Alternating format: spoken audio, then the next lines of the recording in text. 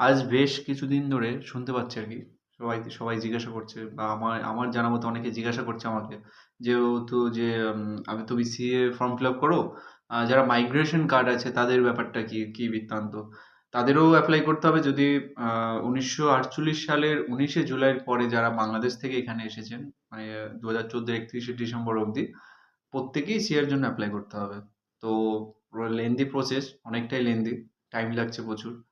তো সঠিকভাবে গাইড করাটা আমাদের কর্তব্য। যদি কোনো ভুল ত্রুটি থাকে বা আমার কথাবার্তা মার্জনা করবেন।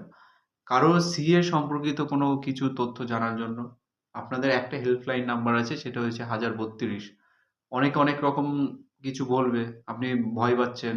আমি হয় তথ্য দিয়েছি মানে আমি এখান থেকে আমাকে মনে হয় বাংলাদেশ পাঠিয়ে দেবে বা আমার অনেক কিছু ফ্রিজ করে দেবে বা আপনাকে সরকার সবকিছু নিয়ে নিয়েছে তথ্য। আপনি ভয় পাচ্ছেন।